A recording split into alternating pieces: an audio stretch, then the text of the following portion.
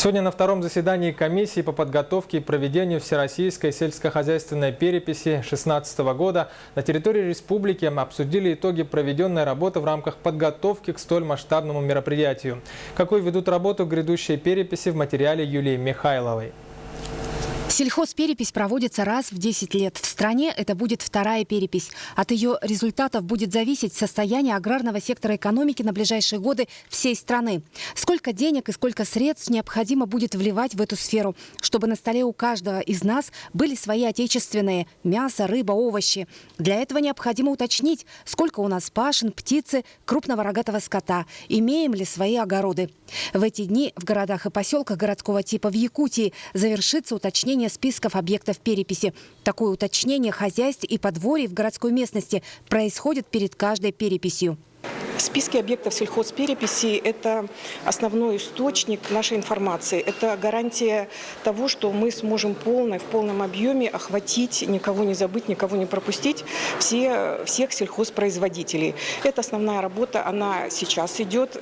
Первый этап ее завершается к 1 октября текущего года. А в селах проверили состояние похозяйственных книг, где отражена вся информация по каждому подворью.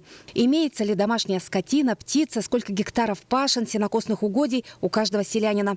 В большинстве случаев такую информацию обновили частично, а кое-где похозяйственные книги пылятся с прошлой переписи. Алданский, Ангинский, Верхоянский, Кобяйский, Мегроконгорский, Мирнинский, Навский улусы.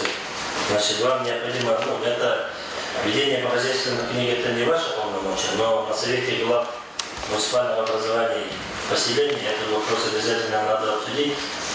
До глав поселения довести этот вопрос с тем, чтобы к следующему заседанию республиканской комиссии власть не для 100% исполнения оформления по хозяйству. Напомним, что в июле 2016 года объектами переписи станут около 130 тысяч личных хозяйств, 645 сельхозорганизаций, почти 4 тысячи крестьянских фермерских хозяйств, еще подсобные хозяйства и дачные соты.